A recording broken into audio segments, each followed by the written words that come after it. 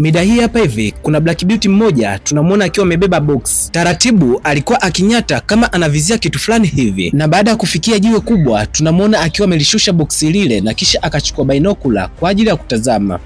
Tunagundua kuwa alikuwa akitazama moja ya genge ambalo lilikuwa maeneo haya. Sasa swali linakuja, kwa nini alikuwa akilitazama hili genge? Na haikuishia pale. Baada ya muda kidogo tunamwona huyu bidada akiwa ananyata, amebeba lile box na analipeleka mahali fulani. Kumbe ndani ya lile box ambalo alikuwa amebeba huyu bidada kulikuwa na mtoto ndani yake. Na baada ya kulitua box hilo tunamwona huyu bidada akiwa ananyata kuondoka, kisha akarudi kwenye jiwe kubwa ambalo alikuwa amejificha nyuma yake na akajiweka kwenye nafasi ambayo alikuwa tayari ili kupiga risasi. Sasa ilikuwaje hadi huyu bidada akafikia kuwa na maamuzi kama haya? Ili usikae mbali na hii channel, hakikisha tayari umesubscribe na umelike video hii.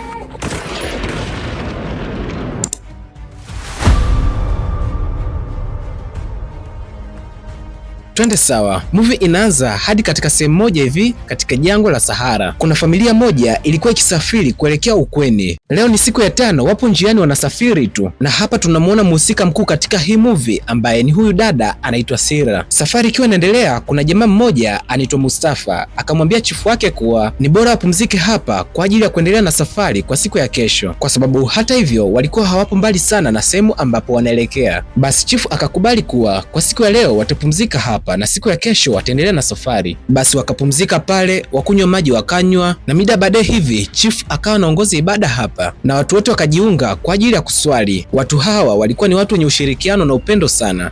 Moja kwa moja hadi mida usiku hivi tunamwona chief akiwa anakagua haya mazingira. Muda kidogo akaja mshikaji wake, ni ule mshikaji anaitwa Mustafa. Mustafa akauliza kuwa inawezekanaje chief kuruhusu ndoa kama hii na wakati sheria hairuhusu. Chief akasema kuwa hajali kuhusu sheria, anachojali ni kuwa kwa sababu wanapendana wenyewe, hicho ndio kitu cha muhimu. Sasa hapa iko hivi, Sira ndio bibi harusi na istoshe pia dini yake ni Muislamu na mume wake anayemfuata ni Mkristo. Hicho ndio kitu ambacho hadi sasa hivi Mustafa hajakirizia kabisa, lakini kwa sababu mzee ni chifu na ameshaliruhusu hilo, halina kipengele tena. Moja kwa moja hadi katika siku iliyofuata asubuhi na mapema. Mida hii hapa hivi walikuwa kipaki vitu vyao kwa ajili ya kuondoka hapa. Mara kidogo kwa mbali waliona pickup zikiwa zinakuja upande wao, na pickup hizi zilikuwa zimebeba watu hatari. Kwa mbali walionekana wakiwa wameshika bunduki. Walipowasogelea karibu zaidi, Mustafa alisalimiana nao na aliwauliza kuwa kama kuna kitu chochote ambacho angeweza kuwasaidia, lakini kiongozi wa genge hili alisema kuwa kuna watu wawili wanawatafuta. Mustafa akasema kuwa hawajaona hao watu kabisa na wao wako wanaelekea Korsa. Kiongozi wa hili genge alimuulizia chifu wake na Mustafa. Mustafa alisema kuwa angeenda kumuita. Baada ya kwenda kumuita chifu alipokuja walishambuliwa kubunduki. Wanaume wote waliokuwepo pale walipigwa bunduki. Wanawake wengi walibaki wakipiga kelele tu, hawana cha kufanya. Na kwa mbali tuliona huyu kiongozi wa hili genge akiwa na mshuti Mustafa. Jamaa walibeba mifugo yote ambayo ilikuwa hapa na kisha kuondoka nayo. Wakati huo Sira alikuwa akilia tu, anawatamkia laana hawa majamaa. Wakiwa wanaondoka, kiongozi wa hili genge aliwaamrisha vijana wake wamchukue Sira pia. Wakamchukua Sira na kwenda kumpandisha kwenye pickup huku akiwa wamemfunga kamba mkononi, na majamaa wakaondoka kama hivyo wakiwa na Sira. Na baada ya wao kuondoka, wanawake ndio wanazinduka sasa. Amempoteza mwanae, amempoteza mume wake, yani ni majonzi juu ya majonzi, na mama alibaki akilia kwa uchungu tu. Sasa yule kiongozi baada ya kumchukua Sira alienda naye mbali kidogo na lile eneo. Wakiwa huku, huyu kiongozi alikula kipapai cha Sira. Sira alibaki akilia tu, lakini ndio hivyo, hana nguvu ya kuzuia hili. Na kisha kiongozi akamwacha hapa akiwa analia, akapanda zake gari na kisha akaondoka zake, akitegemea kuwa njaa ya chakula, kiu pamoja na jua lilivyokuwa kali hapa jangwani vitamfanya Sira afie hapa. Baada ya Sira kufanyiwa hivyo, muda kidogo mbele ilibidi amke ili aondoke hapa. Jua ni kali, upepo wa vumbi nao ulikuwa ukivuma. Siku nzima Sira alikuwa akitembea hadi ilipofika mida ya usiku kabisa. Alitafuta kichaka ambacho kwa usiku huu ilibidi alale hapo chini. Moja kwa moja movie inatuleta hadi asubuhi, ni siku nyingine tena. Mida hii hapa hivi Sira ndio anaamka ili kuianza safari yake. Basi Sira aliendelea kutembea huku akiwa anahisi amechoka sana. Juu angani alimwona tai akiwa anazurura, na hii ilimaanisha kumaanisha kuwa karibu na maeneo haya kuna mzoga. Kwa kuwa Sira alikuwa na njaa sana, ikabidi amfuate huyu tai ili kuona kuwa kama angepata chochote kile cha kuweza kula, lakini hata alipofika maeneo hayo hakupata chochote kile zaidi ya makopo tu. Alichopata hapa ni gongo tu ambalo lilimsaidia yeye kuendelea na safari. Okay, upande wa pili huku familia ya kina Sira ndio inafika ukweni sasa. Wamechoka kweli, yani wana majonzi tu, hawana furaha hata kidogo. Kwa mbali walimwona kijana ambaye anatakiwa kumuoa Sira yuko maeneo haya na anatokea kanisani. Alipoisogelea familia kina Sira, mzee mmoja alimwambia kuwa Sira ametekwa na baadhi ya watu wao wameuawa. Yule kijana baada ya kusikia taarifa hizi alihisi kukosa nguvu na kudondoka pale. Upande wa pili huku Sira ameshatembea sana kiasi kwamba hadi sasa hana nguvu tena za kuendelea kutembea. Akiwa hapa chini alisikia sauti za magari zikiwa zinapita maeneo haya, na alipofuatilia zaidi aligundua kuwa magari hayo yapo kwenye kambi ya watu maeneo haya hapa hivi. At least Sira aliamini kuwa kwa sababu kuna makazi ya watu angeweza kujipatia chakula na maji. Basi maeneo haya hapa hivi Sira akatafuta pango kwa ajili ya kujitunzia hapo, na ilipofika mida usiku hivi tulimwona Sira akiwa na nyata kuelekea ilipo kambi. Taratibu na kwa makini zaidi alifika hadi kwenye tenti ambalo aliamini kuwa angepata chochote kitu. Ndani ya tenti aliwasha taa ili kuanza kupekua humu ndani. Alikuta mikate, akachukua mingi kwa kadri alivyokuwa anaweza. Akiwa anaendelea kupekua alisikia kuna watu wanakuja upande wake. Sira akarudisha taa ilipokuwa na kisha akatafuta sehemu ili kujificha, na aliyekuwa amekuja hapa ndani ni yule kiongozi wa hili genge. Jina la huyu kiongozi anaitwa Yere. Sasa hapa ndani alikuwa akitafuta vitu vyake, mara kidogo akaja jamaa mmoja.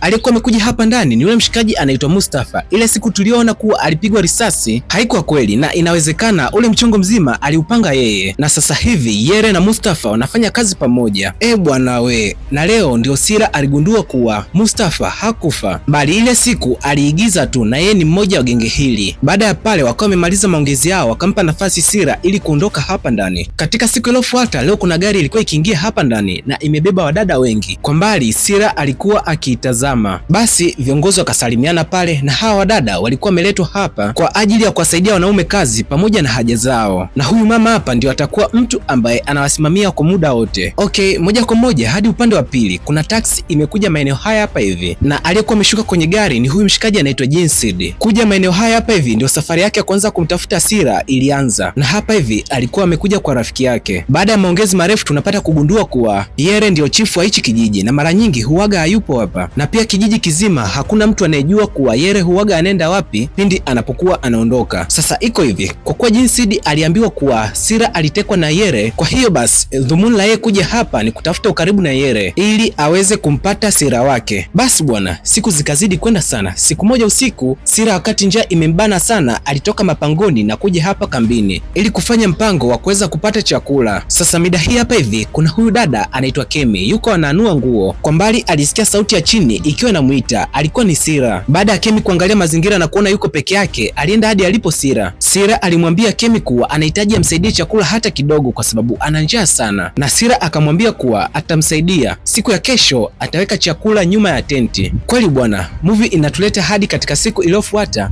usiku. Mida hii hapa hivi tunamuona Sira akiwa ananyata kuelekea lilipo tenti. Alipolikaribia tenti alikuta chakula kama ambavyo Kemi alimwahidi. Alipopata chakula akiwa anataka aondoke, kuna walinzi wawili walikuwa wanakuja upande wake, na sehemu pekee pa kujificha ni kuingia ndani ya tenti peke yake. Sira akaingia ndani ya tenti, na kwa kuwa alikuwa na njaa sana akaanza kubugia kile chakula. Warembo wote hapa ndani ya tenti walikuwa kimshangaa tu, na wengine walikuwa kimuogopa kwa sababu walijua kuwa akikutwa hapa ndani itakuwa shida upande wao. Basi Sira akaanza kujitambulisha pale na akawaambia kuwa amekuwa akijificha nyuma ya mlima kwa zaidi ya miezi 4 sasa, na baadhi yao wakamwambia kuwa kwa jinsi alivyokuwa nakula inaonekana ni wazi kuwa ana mimba, ijapokuwa Sira alikataa kabisa. Sira akiwa hapa ndani akaomba rafiki zake wampe baibui moja ili na yeye avae na isiwe rahisi kwa yeye kutambulika. Okay, na mida baadaye hivi Sira akatoa idea kuwa njia yao kuondoka hapa wanatakiwa waibe funguo ya gari, otherwise wataendelea kuwa watumwa siku zote za maisha yao. Lakini wadada wote hapa ndani wote walikuwa wakiogopa, na Sira hawezi kwenda kuiba yeye kwa sababu mwenye funguo ni Mustafa, na Mustafa anamjua Sira vizuri sana, na hawa wadada wanamwogopa sana Mustafa kwa sababu amekuwa akiwabaka na pia amekuwa akiwaingilia kinyume na maumbile. Na mtu ambaye walimpendekeza ili kuiba funguo ya gari ni Kemi. Kemi alikataa, lakini kwa kuwa ndio njia pekee iliyokuwepo ilibidi akubali, na baada ya pale Sira ikabidi aondoke hapa ndani. Sasa Sasa mzee huku nje akiwa anasikiliza redio yake alimuona kijana mmoja akiwa ametoka kwenye tenti la Mustafa huku analia, na inaonekana kuwa amefanyiwa kitendo cha kinyama sana kwa kuwa alikuwa kifua wazi. Mzee alipoenda kwenye tenti la Mustafa alimkuta Mustafa akiwa yuko uchi na anatubu dhambi zake huku analia, na hapa tunagundua kuwa Mustafa ametoka kumla huyu mshikaji. Bwana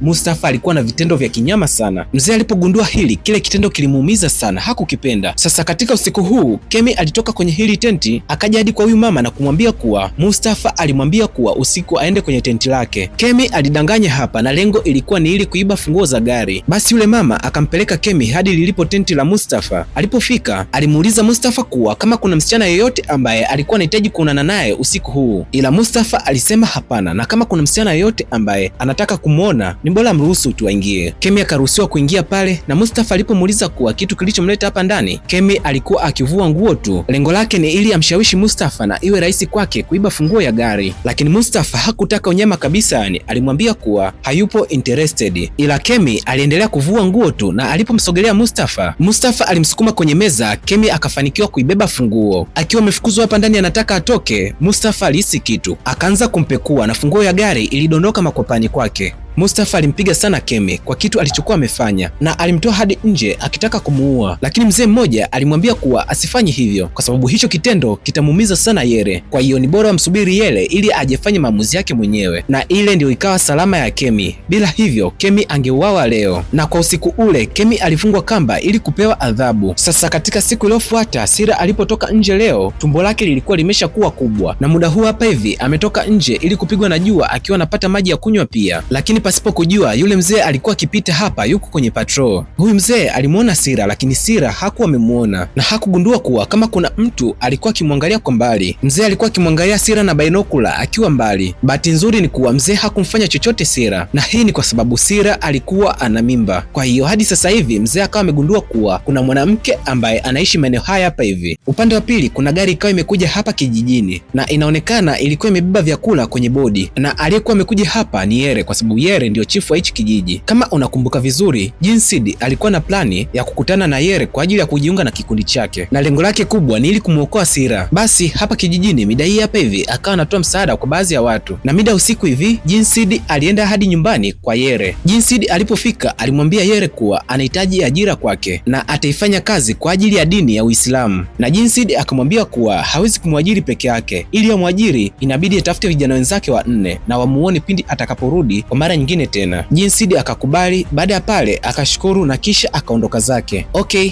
katika siku iliyofuata tunamwona Jinsid akiwa yuko kwenye pikipiki na anamvizia Yere akiwa anaondoka. Baada ya Yere tu kuondoka, Jinsid akawasha pikipiki yake ili kuanza kuifuata gari. Leo Jinsid anataka kujua ni wapi Yere huwa anaenda akiwa anaondoka hapa kijijini. Yere alipofika kwenye kempu alimkuta Kemi akiwa amepewa adhabu, na alipouliza sababu aliambiwa kuwa alikuwa na mpango wa kuiba funguo za gari. Yere akatoa oda Kemi aletwe ndani kwake. Kemi amechoka, yani jua ni kali na njaa pia. Akiwa hapa ndani Yere alichukua pilipili kali na kisha kuitafuna, na baada ya pale tukaona akiwa anampaka Kemi kwenye vidonda vyake. Maumivu makali Yere alikuwa akimpatia Kemi, na mida baadaye Yere baada ya kupiga show akamwita Mustafa akamwambia kuwa alipokuwa kijijini kuna kijana mmoja alikuja ili amwajiri, na Yere anasema kuwa anahisi huyu kijana kuna kitu amegundua na anafuatilia. Kwa hiyo anamtaka Mustafa amfuatilie huyu kijana na ikiwezekana amuue. Jina lake anaitwa Jinsid. Mustafa kusikia Jinsid alishtuka, akajua kabisa kuwa Jinsid anamtafuta Sira na ndio maana anataka kuja hapa kambini. Upande wa pili huku Jinsid ameshaendesha pikipiki kwa muda mrefu, amefika hapa hajui aelekee wapi, na alipokuja kugundua uelekeo wa kuelekea, alipojaribu kuiwasha pikipiki yake haikuwaka tena, ilikuwa imeisha mafuta. Jinsid kabidi aache kila kitu pale, akabeba baadhi ya vitu vyake na kisha akaondoka. Okay,